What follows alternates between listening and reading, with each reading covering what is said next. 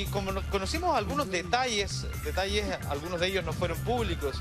Sin embargo, se habló sobre este crimen y cómo fue que ocurrieron los hechos. Sin embargo, hay dudas respecto de la versión de este joven de 18 años que decide acercarse a la policía, a la OS9 específicamente, y decir: yo fui el responsable, yo soy el autor del crimen. Uno podría pensar que con eso está resuelto, sin embargo, quedan muchas dudas todavía, ¿no, abogada? Bueno, sí, buenos días. Muy buen día, abogada. Efectivamente, ayer se llevó a cabo la audiencia de formalización. Terminamos cerca de las 14 horas, una audiencia extensa.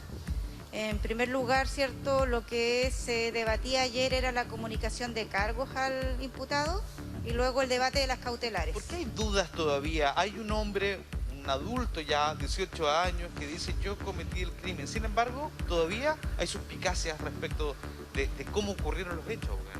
Bueno, la prueba científica lo sitúa a él en el sitio del suceso, pero hay antecedentes, hay puntos sin aclarar todavía, al menos de nuestra parte, la parte querellante, ¿cierto?, que sostenemos una teoría de un crimen por encargo. ¿Un crimen por encargo? Sí, un crimen por encargo, y por lo tanto nuestras dudas, nuestras inquietudes no han sido satisfechas hasta el día de hoy en la carpeta investigativa, y por razones obvias, porque recién está comenzando. Nosotros ayer lo conversábamos, se escuchaba en la audiencia, hablaban directamente de mentiras en la declaración de este joven. Bueno, ¿hay mentiras? Bueno, claramente la magistrado lo dijo en su resolución que decretó la prisión preventiva. Es una declaración mendaz, una declaración donde hay mentira. Entonces, vamos a hablar justamente sobre eso, pero tenemos una nota, ¿no?, que queremos compartir con ustedes para que vean los detalles y recuerden qué es lo que ocurrió con Richard Barría aquí en la ciudad de Yanquihue. Vamos con eso.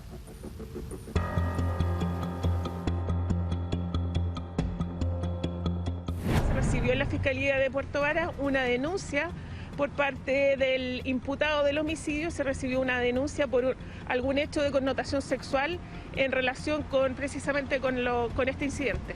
Pero es muy importante señalar que como familia no hemos descartado la hipótesis del crimen político. Nuestra hipótesis es política, por lo tanto solicitamos que eso se tenga claro. Richard estaba en un lugar sumamente apartado. El joven supuestamente este delito lo comete el día sábado, recién se entrega el día miércoles porque se entera por la prensa que Richard había muerto. No fue solo. Eso, porque me cuesta creer que una persona de 18 años, si él dice que se sintió amenazado, por último hubiera escapado. Interrogantes en un crimen que ha mezclado versiones cruzadas. Una presunta agresión sexual, la idea de una vendetta política, una tesis de un crimen por encargo. Un joven que se autoinculpa en el crimen. ¿Cuál es la verdad de lo que ocurrió en 4 paredes dentro de ese hogar? Es día martes 1 de junio, 13:30 horas. Y hasta este lugar llega justamente la ex esposa de Richard. Se encuentran con algo que llama la atención, que es este portón que vemos hoy tendido en el suelo con un candado cerrado. Eso ya no era algo habitual justamente en el domicilio del concejal electo. Ingresan junto a su hijo, llegan hasta la puerta de entrada del domicilio y es en ese mismo lugar en donde encuentran lamentablemente a Richard tendido en el suelo. El cadáver fue encontrado en el interior del domicilio, ¿ya? Respecto de la otra circunstancia, la existencia de señales previamente tan en el cadáver, por ejemplo, lucha de defensa, etcétera, eso va a ser precisado con toda claridad en la autopsia que va a realizar obviamente el Servicio Médico Legal. 18 años tiene quien decidió autoinculparse. En compañía de su propio abogado, llegó el joven a rendir declaración, previa denuncia de los hechos de connotación sexual que, según su testimonio, habrían originado el homicidio. ¿Por qué lo hiciste? Francisco, ¿por qué lo hiciste? ¿Por qué lo hiciste? ¿Te una denuncia? ¿Por qué lo hiciste, Francisco? ¿Estás confeso? ¿Por qué razón lo hiciste? Según el testimonio que hemos conocido de manera preliminar de este joven de 18 años que se entrega, él habría ingresado a esta propiedad en compañía del concejal, a bordo de su propio auto. Estuvieron compartiendo al interior del hogar y luego de haber cometido el crimen, él sale del lugar. ¿En compañía de quién? ¿Solo? ¿Alguien lo habrá ayudado? Son esas las dudas que existen hoy día en el caso. Para que ustedes se hagan una idea, estamos en una zona totalmente rural, no hay muchos vecinos y de haber salido solo, habría caminado justamente por este camino de tierra y habría circulado los cerca de 1 hora y media que le tomaría justamente llegar hasta el pueblo de Yanquihue, hasta su hogar. ¿Será esa la verdad detrás de este caso? Eso evidentemente la Fiscalía lo deberá investigar. 1 hora y 37 minutos es el tiempo exacto que tardaría una persona paso a paso hasta llegar al pueblo.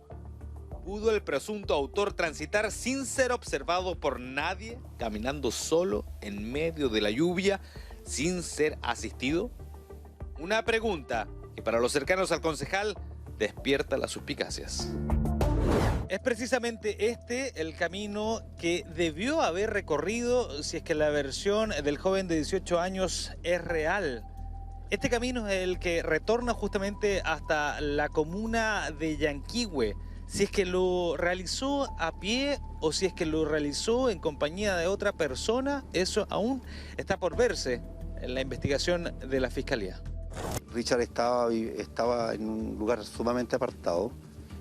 El joven supuestamente este delito lo comete el día sábado, recién se entrega el día miércoles porque se entera por la prensa que Richard había muerto. O sea, es decir, discúlpame, pero si fue él solo. Es bastante extraño que nadie haya tomado nota de que este joven a lo mejor en la madrugada del día sábado, ya para domingo, apareció mojado, porque ese día más encima estaba lloviendo, era una noche no muy cálida. Acá se dice que el joven habría sido abordado en la vía pública. Bueno, Yanquihue tiene muchas cámaras de seguridad por distintos sectores. Más de alguna pudo haber captado, ¿no es cierto?, si es verdad y si cuadra, ¿no es cierto?, la versión del joven respecto de que había sido abordado, de que le subía la bicicleta al vehículo, que después fue a dejar la bicicleta a la casa y que después de eso se trasladaron hasta el sector rural. Eso, materia de investigación... ¿Habría sido abordado por Richard? Por Richard, y eso es lo que dice la declaración. O sea, no estamos inventando absolutamente nada. No fue solo. Eso. Porque me cuesta creer que una persona de 18 años, y él dice que se sintió amenazado, por último hubiera escapado. Pero esto de 15 puñaladas, como se dice, golpeado. Entonces aquí a mí me cuesta creerlo. De verdad que me cuesta creerlo. Yo pienso que aquí salió con alguien más, porque tampoco es de llegar e irse caminando donde vivía Richard. Estamos hablando de un camino rural y tiene que haber escapado con alguien tiene que haberlo ayudado, o sea...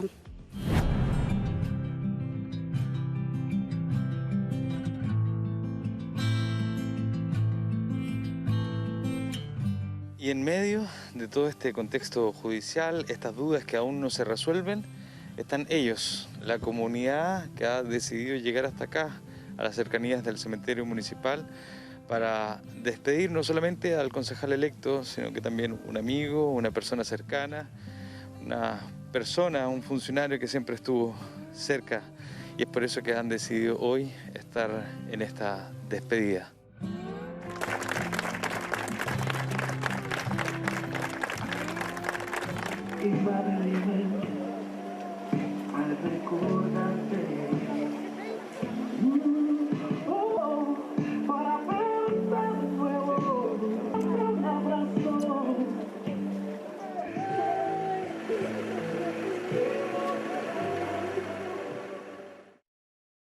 Bueno, muchos están muy dolidos por la partida de Richard. ¿Qué le parece lo que hemos conocido hasta ahora? Bastante. Tiene muy conmocionales la noticia. Un hombre muy querido en la comunidad, ¿no? Sí. Me impactó porque resulta de que aquí no pasa nunca nada. Igual hay patos malos como en cualquier parte, pero no tanto. No con estos detalles tan brutales. Claro, olvídese. Aquí hay gatos encerrados a lo mejor. Era una buena persona, ¿no? que ayudara a las demás personas, independiente a lo que haya pasado con él, con su vida privada. Es por todos estos antecedentes y de acuerdo entonces al establecido el artículo 140 del Código Procesal Penal que se va a acceder a la solicitud del Ministerio Público y creyente en este caso y se va a decretar la medida cautelar de prisión preventiva del imputado.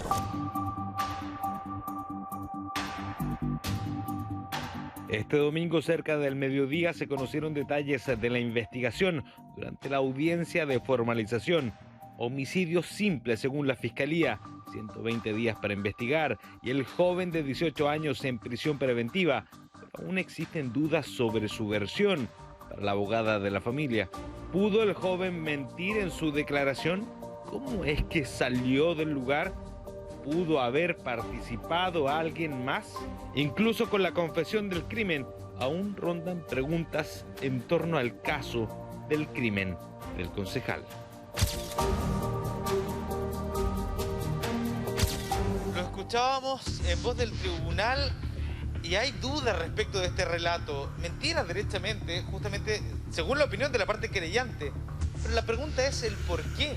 ¿Por qué alguien se autoinculparía y mentiría en su relato sobre los hechos? Abogada Laura Yauca, le agradezco que esté esta mañana con nosotros. Ayúdenos a responder estas preguntas que para ustedes son tan claras. Bueno, sí, ayer en la audiencia, ¿cierto?, se pudo conocer los antecedentes, la mayoría son reservados, la carpeta es reservada, pero de la propia declaración y resolución de la magistrado que decretó la prisión preventiva, ¿cierto?, se hizo público que era una declaración donde se mentía por parte del imputado.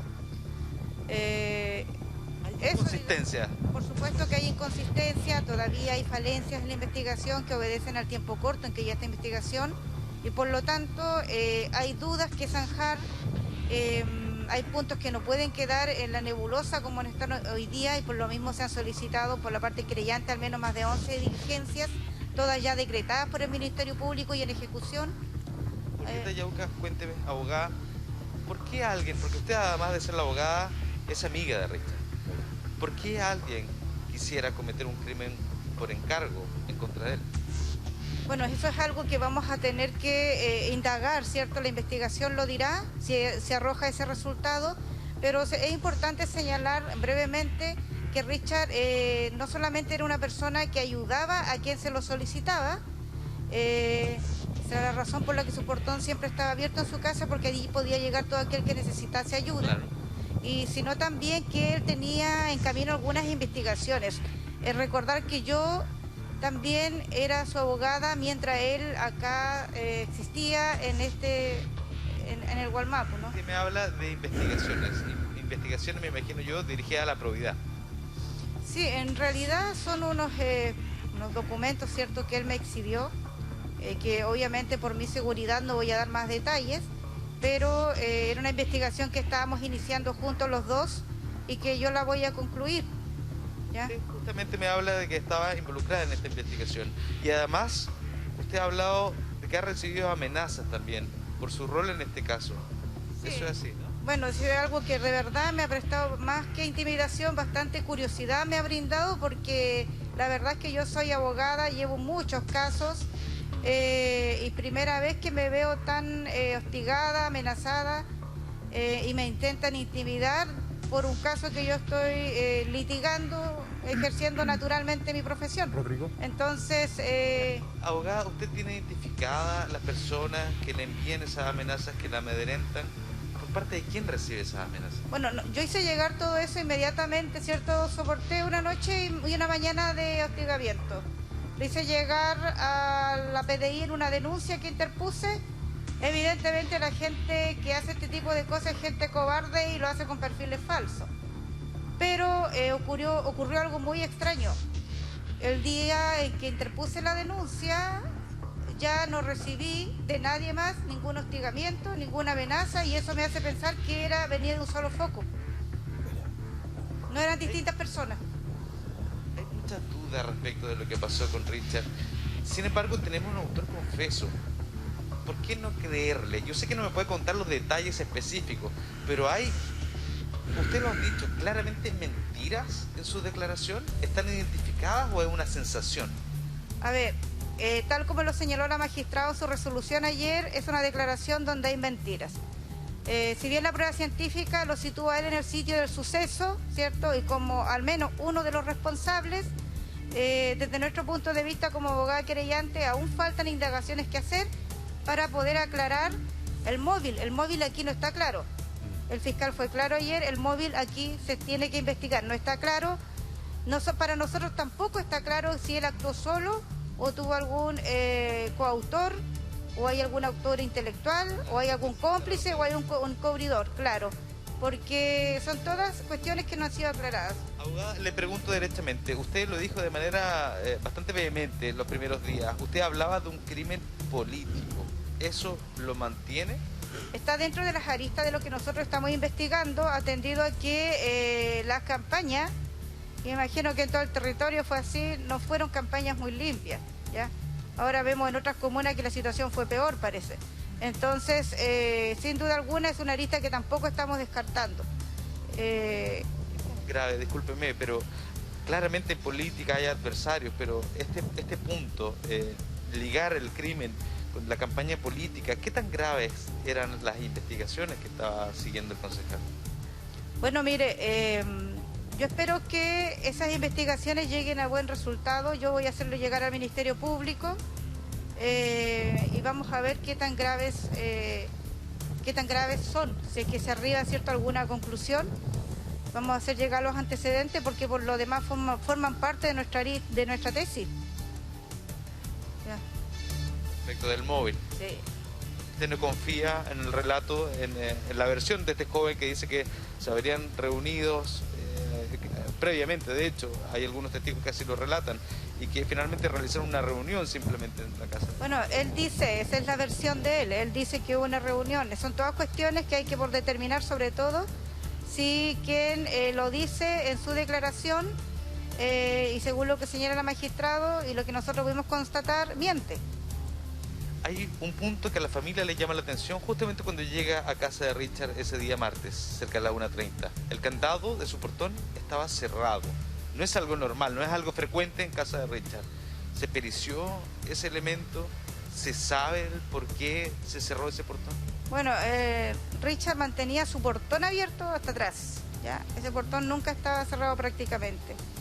Y claro, eso le brindó sospecha a la familia porque no era una conducta habitual. Y sí se perició, yo consultaba a los S9, sí se perició el candado y lo que se pudo, digamos... ¿Hay alguna idea entonces de por qué se mantenía cerrado el acceso de la vivienda?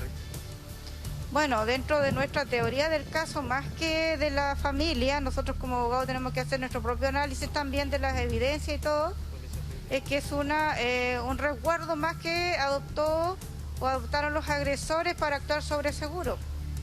Porque si alguien llegaba, se iba a volver porque iba a haber el portón cerrado. En definitiva, evitar que pida auxilio a la víctima o se le brinde auxilio a la víctima. Hay 120 días para investigar este crimen. ¿Será suficiente para llegar a la verdad? ¿Confía en que la justicia pueda llegar a la verdad en el caso de su propio amigo, Richard Barrera?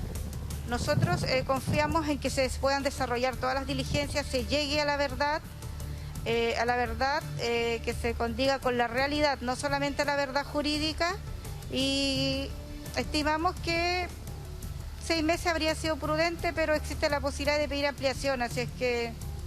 Abogada, yo creo que Sergio, Amaro, Natalia deben tener preguntas sobre este caso. Muchísimas. La verdad es que hay más dudas, ¿no? A pesar de la confesión de este joven de 18 años. Lo escuchamos.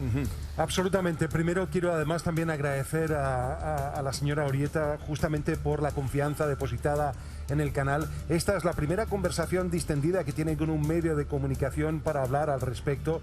Un crimen que tiene dos, básicamente, en estos momentos exploran dos móviles, o de connotación sexual o, si no, ¿verdad?, un crimen político. Y abogada, junto con agradecerle, preguntarle directamente, ¿qué se sabe respecto, verdad, al imputado? ¿Tiene una militancia política marcada, por ejemplo?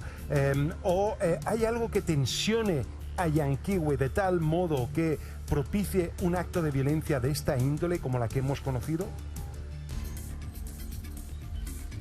Bueno, son todas cuestiones que se tienen que indagar. Yo les quiero hacer saber a ustedes, por si no lo saben, nosotros los querellantes fuimos los que solicitamos la reserva de la carpeta y la reserva del expediente electrónico. Entonces hay cuestiones que por dar cumplimiento a esa resolución que dictó la magistrado, que no se pueden ventilar y no se deben ventilar. Y las amenazas... Y por el bien de la investigación, no es conveniente investigar. Las amenazas que usted recibió, ¿de qué tipo son? ¿Se puede especificar un poco más? La verdad es que las amenazas que a mí me llegaron no fueron amenazas explícitas, como lo dije en la PDI. Si hubiese sido en otro contexto, habrían sido irrelevantes, pero se hace en el contexto de mi rol como abogada querellante en esta causa y por lo tanto hay que prestarle atención. Abogada, una vez más, gracias por la confianza. A propósito, la pregunta ya se la formulaba Rodrigo, los 120 días para investigar. Usted nos habla de un caso que sin duda es mucho más que la primera tesis presentada, ¿no? Un crimen ligado a una situación pasional, en fin. Lo que usted nos está planteando es una situación mucho más delicada, donde tendríamos que tener mayor cantidad de tiempo y mayor cantidad de preocupación acerca de cada uno de los pasos. ¿Esos 120 días son suficientes para realizar esta investigación? De nuestro punto de vista no, pero existe la posibilidad de pedir la ampliación del plazo de investigación y eso seguramente se va a dar. Por de pronto nosotros como abogados querellantes estamos solicitando muchas diligencias al Ministerio Público que todas apuntan a acreditar o a descartar nuestra teoría del caso, ¿cierto? Y hasta la altura ya llevamos más de 11 diligencias solicitadas en tal sentido, todas decretadas y en ejecución por el fiscal. Y hoy día se van a subir otras tantas diligencias más porque día a día nosotros, habiendo tomado conocimiento de la carpeta, más un entorno, surgen diligencias nuevas. Abogada, sabemos que hay un único imputado de 18 años, pero se sabe el detalle, las lesiones son más de 30. ¿Se cree que hay más personas implicadas en esto? Bueno, respecto de las lesiones no me voy a referir, está dentro de la reserva, han habido filtraciones que no correspondían, pero nuestra teoría del caso comprende, ¿cierto?, la sospecha de que él no habría actuado solo, ¿ya? Entonces es una cuestión que tenemos que nosotros, y la investigación en realidad, ¿cierto?, con nuestra colaboración, descartar o confirmar. Abogada, ¿cuál era el semblante, la actitud del imputado en el proceso de formalización? Duró aproximadamente 3 horas. ¿Qué nos puede decir al respecto y por qué es esto un homicidio simple? ¿Por qué ha sido tipificado así cuando hay ensañamiento? Bueno, primero respecto de la actitud del imputado, bien poco se puede apreciar. Recordemos que él estaba con una mascarilla muy alta, entonces aparentemente tranquilo. Segundo, además recordar, cierto, que para el público el rostro de él estaba cubierto porque fueron medidas de reserva que pidió la defensa y estaba en su derecho. Abogada, usted está oficiando de vocera de una u otra manera. Te escucho, Rodrigo. ¿Sí? ¿Puedo? Sí, no, que agregar un antecedente que justamente era lo que estábamos hablando con la abogada, que probablemente sirve para el análisis, que justamente tiene que ver con el momento, el conflicto, lo que ocurrió adentro de esa vivienda. Y la magistrada lo habla así claramente, habla de que no hay lesiones en el cuerpo de este joven eventual victimario, más que un pequeño rasguño detrás de una pierna asociado al acto de escapar del lugar de los hechos. Es decir, que no se habría enfrentado de igual manera con Richard Barría.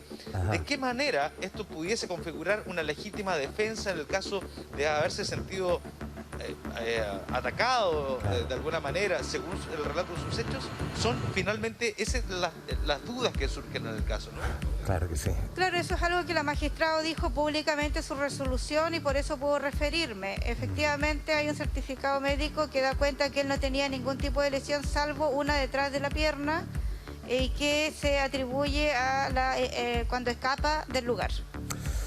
Abogada, vuelvo a la pregunta que quería formularle. Usted está oficiando como abogada de la familia. Entendemos que la familia debe estar pasando un momento inimaginable. terrible. Por lo mismo, le pregunto, ¿la familia hasta dónde quiere llegar con este proceso judicial? ¿Están con usted a todo evento? La familia, como es legítimo, ¿cierto?, como es su derecho, de toda víctima quiere la verdad y quiere ser oída. Porque lo que usted nos comenta ya toma otros ribetes completamente distintos, porque si este es un tema que escapa la historia íntima y entra en una situación social, en un crimen político, estamos hablando de un tema que de seguro nos concierne a todos en la medida de que no podemos dejar crecer este tipo de situaciones, abogada.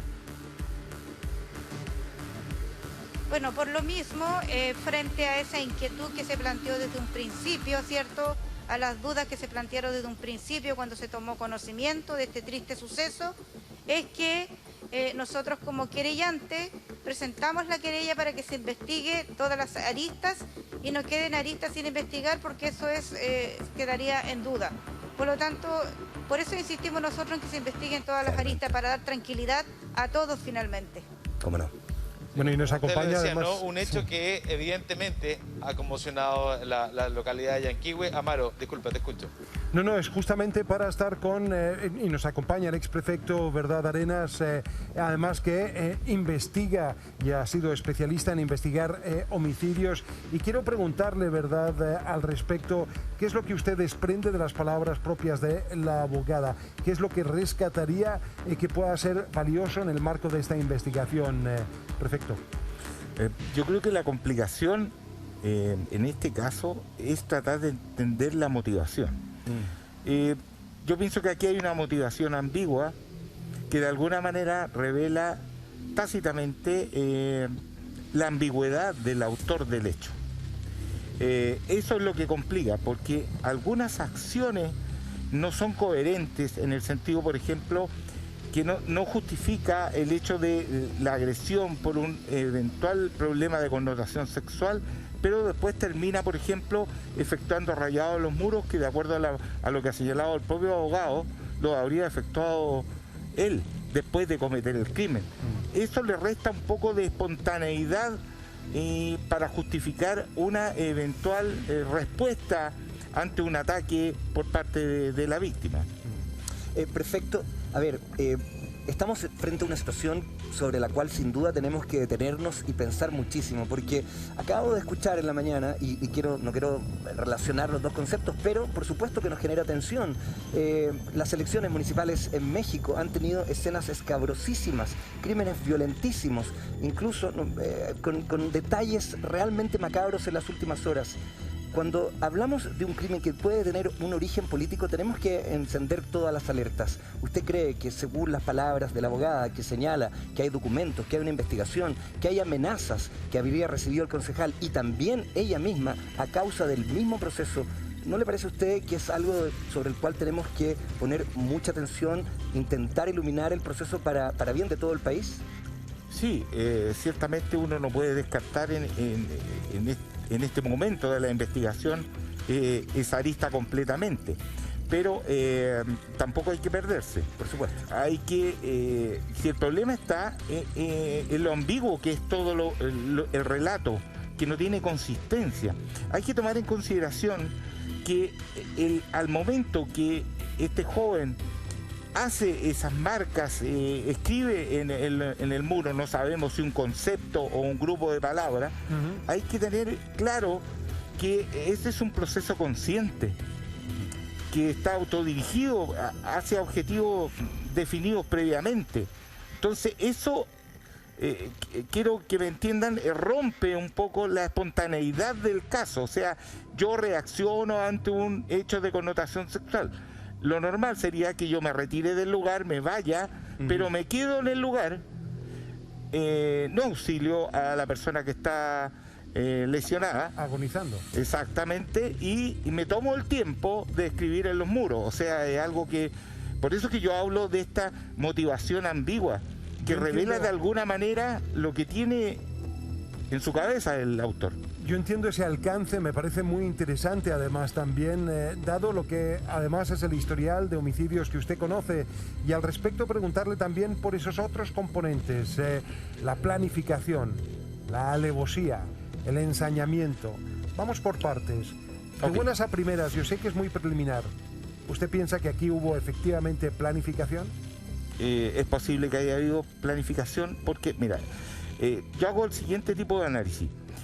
Primero me fijo en la vulnerabilidad a que se enfrenta el autor del hecho, o sea, el tiempo que transcurre para cometer el hecho, que lo pone en riesgo, por ejemplo, de ser que sea detectado. Entonces él corre un riesgo también. La vulnerabilidad en este caso es alta porque estaba por el tiempo que le demora realizar todas estas acciones. Después el predominio refiere a cómo él inutiliza a la víctima, qué maniobras ejecuta para hacer eso. Tenemos la aversión, que es otro grado que también sirve para medir esto, que está dado por la cantidad de lesiones y la ubicación de las mismas. De hecho, la lesión principal es él produce un corte en la arteria carótida, que es la encargada de llevar sangre al cerebro, y que de no atenderse rápidamente, quirúrgicamente, la persona fallece. Pero con una presión digital podría de alguna manera haber salvado a la persona. Claramente a usted, entonces, preliminarmente hay que señalar eso, hay planificación, hay también ensañamiento con la víctima. Habría que ver si efectivamente también hubo esa alevosía, y son elementos que estamos recién cotejando. Vamos a volver con este caso, por cierto, vamos a estar probablemente